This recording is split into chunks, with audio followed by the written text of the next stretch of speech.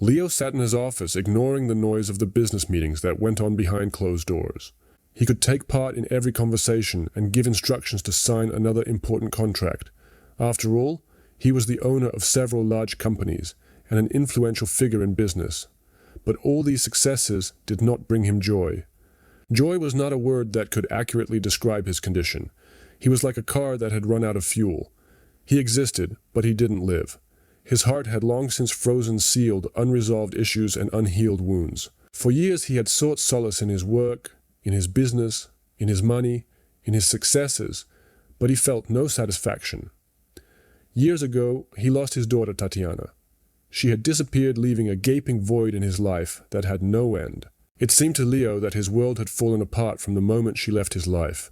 He went through all stages of grief, from denial to apathy, and all the while trying to keep his empire growing. But money couldn't bring back the joy he once felt playing with his daughter when she was little. He stood up and walked to the window. Down below, among the many cars rushing about their business, he noticed people running, hurrying, but not realizing that everything they did made sense only in the context of their relationship with others. This was also true in his life. He increasingly realized that his accomplishment was illusory. He could be proud that he had made millions, but he couldn't get back what was gone forever. And now, standing at the window, he realized that his life was just an outer shell that had no real value without the people who had once been there for him. At that moment, he heard a strange sound, as if someone was playing the piano. He didn't pay attention at first, for there had been no music in his life for a long time. But then the sound grew stronger, and his attention was drawn to the window. He looked down and saw a girl, about 12 years old, sitting on an old piano placed right on the sidewalk.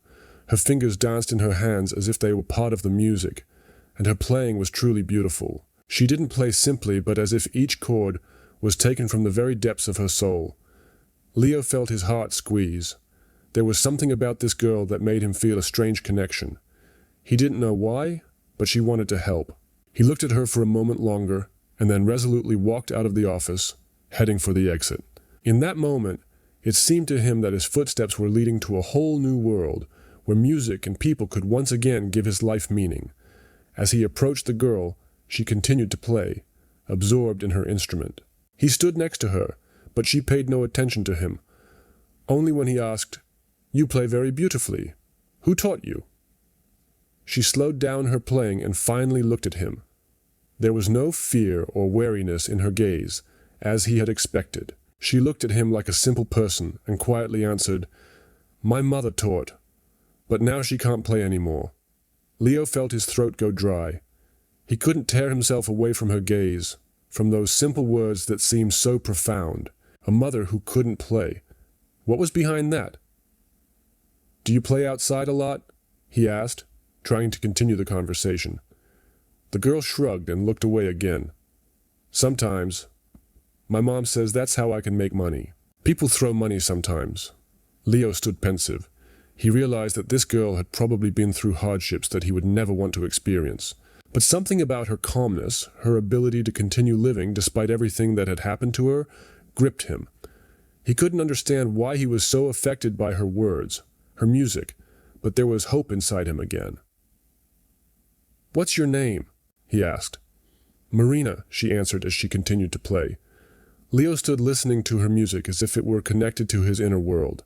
It seemed that each chord resonated in his soul, bringing up the feelings he had been hiding and filling his life again with emotions he had long forgotten.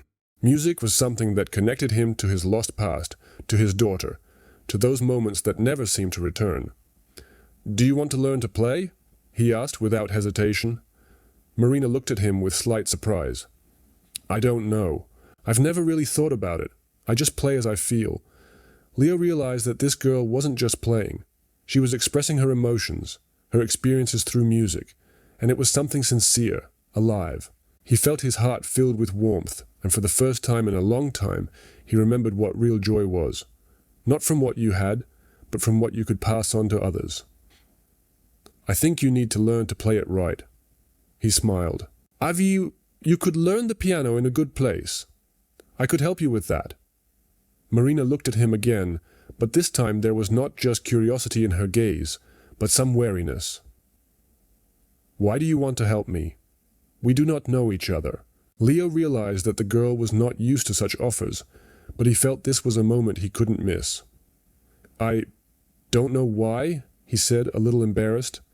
"Maybe I feel like helping. I just feel like you need help. You're playing with your soul. I want you to be able to grow. Music is such a gift that can change your life."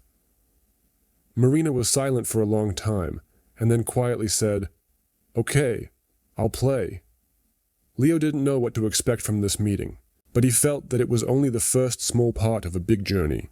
Perhaps he was ready to change his life just by following the music and realizing that the real value is not in wealth and success, but in what you can give to others, that you can share with the world what you have inside you. Marina continued playing again, and the music filled the evening with its magical sound. It was music that brought life back to life, which brought joy, even if everything around was gloomy and restless. The next day, Leo couldn't get rid of the thought of Marina and her amazing talent. She didn't just play, she lived every note, every chord. There was something magical in her music that penetrated into the soul, made you forget about the outside world and completely immerse yourself in the atmosphere that she created with her own hands. Leo couldn't stop thinking about her words. "I'm just playing the way I feel." There was an incredible simplicity to it, but at the same time, a tremendous depth. He returned to his office, but his thoughts were far away from business. All the papers that needed signatures seemed empty, devoid of any meaning. With each passing hour, his desire to return to Marina grew. But what could he offer her? What could he do to help? He didn't know her life, her real needs, but something told him that the girl, despite her talent and her piano playing, lived in a world full of difficulties. He couldn't continue to ignore that. Something about her music awakened in him the long-forgotten feelings he had so carefully hidden behind the facade of a successful businessman. The next day, as the workday drew to a close, Leo made up his mind. He remembered the address, which he managed to write down, and headed to Marina's house. This step was important to him, but for a moment he felt his heart beat faster. What if she didn't want to see him? What if her family were against it? But despite all these thoughts, he kept walking, unable to stop. He knew he had to see her again. As he approached her house, he felt not only excitement, but also a certain calmness. It was a simple two-story house in an older neighborhood, hidden behind green trees, with a small garden and a bench by the porch. There were no luxuries here that he was surrounded by. Everything looked ordinary, humble, but there was a beauty to it. Everything around him was so alive and real. He rang the doorbell, and in a few seconds it was opened by a middle-aged woman, with a kind but somewhat wary look. "Good evening," Leo said, a little nervously. "I'm Leo. I met your daughter Maria yesterday. We talked a little about music, and I'd like to talk to you." The woman apparently sensed his sincerity because her wariness lessened slightly, but she was still on guard. "Do you want to help her with the music?" she asked, scrutinizing him. "Yes," Leo replied, realizing that he probably sounded a little strange. "I think she has a lot of potential, and I'd like to help her develop it. She has a rare gift indeed." The woman looked at him for a few moments, then stepped to the side and motioned for him to come in. "Come in," she said. "We'll talk.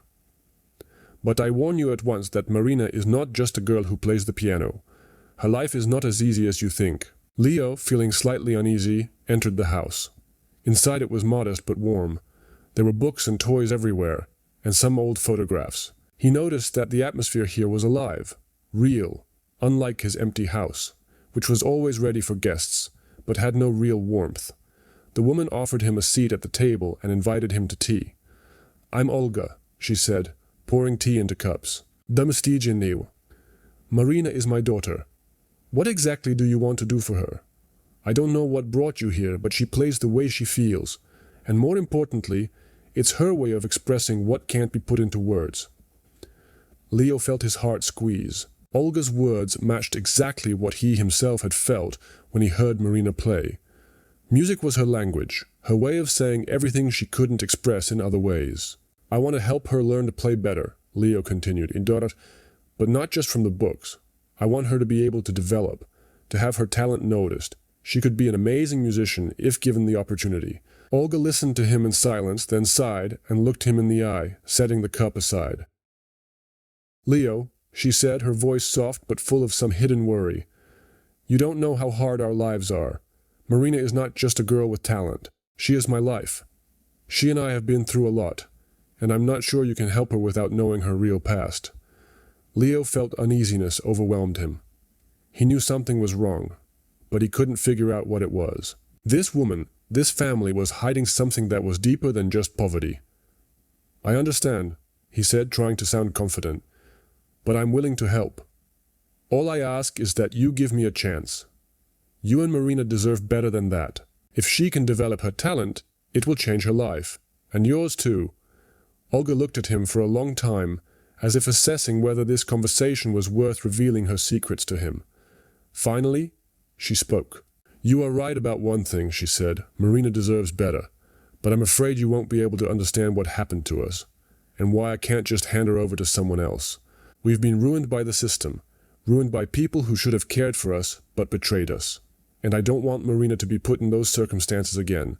Leo felt his shoulders tense. He began to realize that what he thought was a simple offer of help was far more complicated than he had thought. It wasn't just a matter of music. It was a matter of trust, a deep bond that could be broken all too easily. But he couldn't leave Marina in her current position. Something about her music made him want to fight for her future. He was willing to go all the way to give her back a chance at a brighter future, even if it meant facing those who tried to stop her. "I understand," he said with restraint, "and I'm ready to prove to you that my intentions are pure. Let me help you, and you will see that it can change your life and hers." Olga fell silent, immersed in her own thoughts. This conversation was just beginning, and Leo knew they had more than one difficult step ahead of them before everything unfolded. But despite his fear and doubts, he was sure Marina deserved better, and he was willing to do anything to give her that chance. For days after his visit to Olga and Marina, Leo couldn't shake the feeling of uncertainty. He became more and more immersed in thinking about what this family was hiding. He felt that there was more to their lives than just the girl's poverty and talent, and that something lurked in her past. Leo couldn't shake the feeling that if he could only learn the whole truth, he could better understand how to help Marina and her mother. He was ready to go all the way to the end to solve this mystery, because his meeting with Marina was not a coincidence. He felt that her fate was inseparable from his own, and that she would play a key role in what he must change in his life. In the evening, after another difficult business meeting, Leo returned home and began searching for information about Marina's past. He checked every channel available to him, from social media to old newspaper archives, but found nothing concrete. Then the thought occurred to him to contact a lawyer who had once helped him with business documents. Leo decided that perhaps it was through legal channels that he could get to the right documents and find out what Olga and Marina were hiding. He called his lawyer, Igor, and asked him to investigate. Igor agreed at once, although he noted that his request was unusual and would therefore require more time. Leo didn't mind. Time wasn't important to him. More important was the information itself, which could shed light on her past.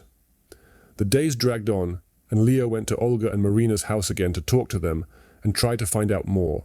This time, however, he felt he had to be prepared for anything.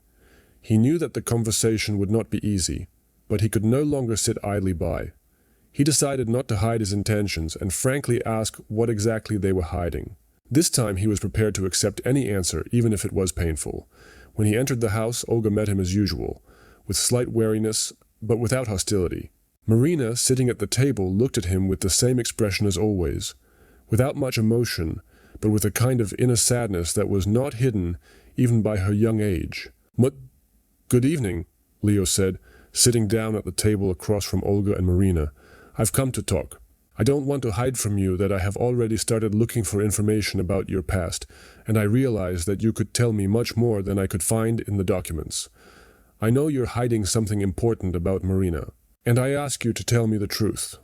Olga sighed and looked at her daughter, as if deciding whether to reveal something that had long been hidden. Then, finally, she began to speak, and her voice was quiet, full of regret. "I didn't want you to know," she said, her eyes filled with pain. "But you're right. I am hiding something. It's not as easy as it seems. Marina, she's not just my daughter. She's not my biological daughter. She was a founding. When I picked her up, she was abandoned by her parents at one of the shelters. We don't know where she came from. We don't know her true origins." Leo froze. It was unexpected, though there was no feeling in his soul that it could have been so simple. He couldn't understand how it was possible, but at the same time he lacked the words to express his confusion. "But why didn't you tell me about this before?" he asked, trying to pull himself together. "Why couldn't you tell me?" Olga sighed and tilted her head. "I thought it didn't matter.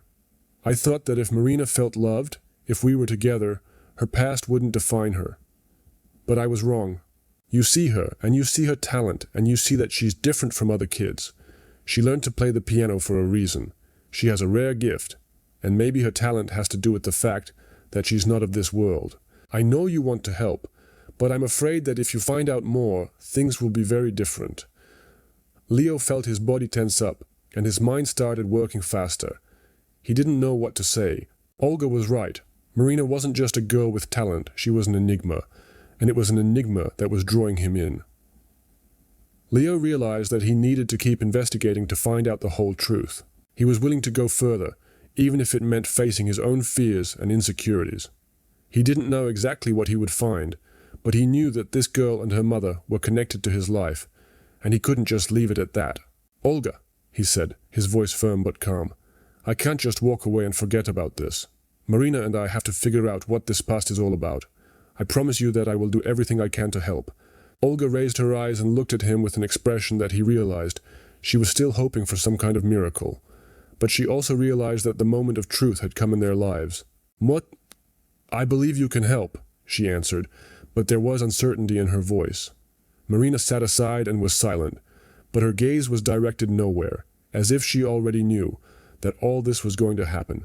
Leo realized that now he would have to face not only the unraveling of the mystery of the past, but also the fact that the future would be far different from what he had imagined. The next day, after a frank conversation with Olga, Leo could not get rid of a heavy feeling of anxiety. All his thoughts were reduced to one point: Marina. Who was she really? And why Olga so confidently said that her daughter was not from this world? These words tormented him. Leo realized that he needed to find out the whole truth. But what if that truth turned out to be much more confusing than he had expected? Just yesterday, he had been sure he could help the girl, but now it all seemed so much more complicated than just learning to play the piano. He decided not to procrastinate, but to go straight to his connections. He called Igor, a lawyer he had worked with long ago, and asked him to investigate. He explained that he needed to find any traces, documents, or information about Marina. Igor didn't ask too many questions, but Leo still thought his request sounded strange. He knew his friend was worried about him, that in the life of a businessman with hundreds of millions at stake, there should be no such questions. But now that his life had taken a new path, he couldn't stop. Time stretched slowly, and each day brought new questions. Each day Leo was tormented more and more by the thought that he didn't know the truth about Marina. He couldn't leave her in this state where her past was shrouded in darkness. But the more he tried to solve her mystery, the more he felt the mystery pulling him deeper.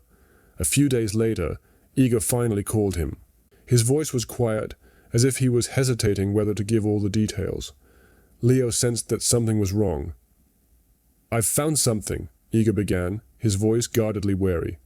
"It's not a simple matter. Do you really want to know what's behind it?" Leo felt his heart beat faster.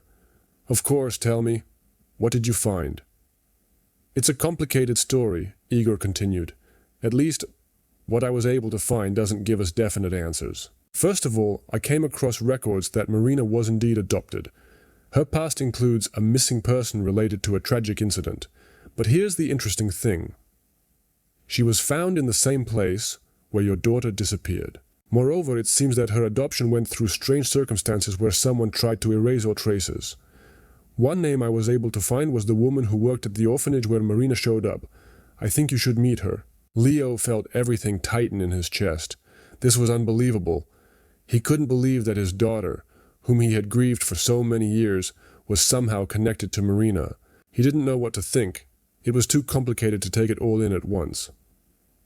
"Are you sure?" he asked, trying to hide the tremor in his voice. "I'm sure," Igor answered. "But I don't think we can find the answers without talking to this woman directly. She may know more than we realize. I recommend that you meet her, but be prepared that she may not to talk." Leo thanked Igor and hung up the phone. He didn't know how to act. All he felt was the need to figure this out. He had to find out the truth, and nothing else mattered. He realized that his life would never be the same again. The next day, Gathering all his strength, he drove to the old orphanage that Igor had mentioned. It was a building on the outskirts of town, almost abandoned. There was no glitz there, no care for the exterior, just old walls that showed signs of time. Leo felt his heart begin to beat faster as he approached the entrance. He didn't know what he would find, but he knew it was important. It was cold inside the shelter, but the place smelled like something familiar, like old, forgotten places where time had stopped. He walked over to the counter where an elderly woman sat. She looked up and at once glanced at him as if expecting a visit. "You're Leo, aren't you?" she asked, her voice quiet but confident. Leo felt himself freezing. "Yes," he replied. "I've come to talk about Marina. I understand that you were involved in her adoption." The woman was silent for a while, and then, as if deciding something for herself, she sighed and began to tell him. "I know you're hurting," she said, "and I realize this will be a shock to you, but Marina, she's not just a girl who was adopted. She was actually found in the same place where your daughter once disappeared. And perhaps this whole story is a lot more convoluted than you realize." Leo felt his world falling apart. He was ready to hear anything, but to hear this, it was painful. It was more than he could handle. Questions arose in his mind that had no answer. The woman continued, "I can't tell you more, but you have to understand that Marina and your daughter are connected, and what happened in the past is not just an accident. There is more to this story than mere coincidence." Leo seemed to have lost the ability to breathe. He stood there, in the shadows of the past, not knowing what to do with this knowledge. The mystery that enveloped Maria and his own life was far more complex than he could have imagined. And now he had to find the strength to find out exactly what had happened to his daughter, and how it related to Marina. After his encounter with the woman at the orphanage, Leo's world had fallen into complete obscurity. He didn't know how to take everything he had learned. The connection between Marina and his daughter was more than just a coincidence. He felt pain and incomprehension engulfed his consciousness. There was an unexpected reality in his life, and now he was forced to face what had been hiding behind years of silence and delusion. The night passed in reflection. He could not find any solace sitting in his apartment, where all things seemed alien to him, as if separated from him. Even the luxuries that surrounded him did not seem meaningful now. Everything he was experiencing was not about his successful business, not about his money, but about his search for truth. And that truth led him to Marina. In the morning, barely dawned, Leo headed again to the house where Marina lived. He knew he had to talk to her, explain everything he had learned, and offer her his help. He realized that her world hadn't been simple for a long time, and his job now was not only to find answers, but to be there for her, to help her through the difficulties that bound them together. As he approached the door, his heart clenched again. He knocked, and a few moments later the door opened. Olga stood in the doorway, but her face was not as warm as before. She seemed to sense that he had come with an important conversation. "Hello," Leo said, trying to keep his voice calm. "I need to talk to Marina." Olga, noticing his tension, nodded and led him into the house. She didn't ask what exactly the conversation would be about, but her look spoke volumes. She seemed to be waiting for something to happen. Marina was sitting at a table in the corner of the room. She had her first hand on the piano as always, playing something weightless, understated, as if music was her salvation. When she saw Leo, her gaze became more wary, as if she knew this conversation would be important. "Have you come to take me away?" she asked quietly, her voice full of vague anxiety. "Do you want to take me away like you promised?" Leo felt his heart clench. He approached her and, unable to hide his tenderness, said, "No, Marina. I didn't come to take you away. I came to tell you the truth. I had to find out what your past had to do with mine, and I realized that we might not be as far apart as I thought." Marina looked up and met his eyes, in which he tried to convey everything he felt, but her face remained impassive, as if she had long ago learned not to show her emotions. She was strong, but that strength could not hide her wounds. "I don't know what you're talking about," she said without averting her gaze, "but if you want to help me, I'm willing to listen." Leo took a deep breath and sat down beside her. He realized that this was a pivotal moment. He began to tell what he had learned from Olga and Igor, about her past being connected to his daughter, about her being the girl found in the same place where Tatiana had disappeared. He told of the secrets that lurked behind their lives. With each word he spoke, Marina's face grew more and more tense. She didn't say anything, but her first hand the piano clenched as if she were trying to hold back a storm of feelings that was about to erupt. "Is it true that I was where your daughter disappeared?" she asked, and her voice was barely audible. Leo nodded. He knew this revelation came as much of a shock to her as it did to him. "I can't understand how this is connected," Marina said, looking out the window. "I never remembered where I came from. It seemed to me that I was always here, in this house with my mother. All I knew was music, all I was given. But now, I don't know what to do with this knowledge. I'm scared." Leo was close by. He felt her words echoing in his soul. He held out his hand, but she didn't accept his gesture. There was something in her eyes that he could not understand. "Marina," he said, "you're not alone in this. I know what you're going through, but trust me, you don't have to go through this alone. I'm willing to help you understand who you are. You can choose the path you want to take, but I'll be there for you if you want me to." Marina slowly stood up. Her fingers touched the keys of the piano, and she began to play again. This time her music was different. She wasn't playing a melody, she was creating a world in which every movement was filled with searching, anxiety, and new beginnings. There was something liberating about her playing, as if each note was trying to express all the feelings she couldn't put into words. Leo sat next to her and listened. He realized that this was the beginning of something new, not just for her, but for him as well. It wasn't just music, it was a cleansing, a release from everything that held them back. And now, in spite of all the difficulties, he believed that Marina and he could find their own path that would lead them to the truth.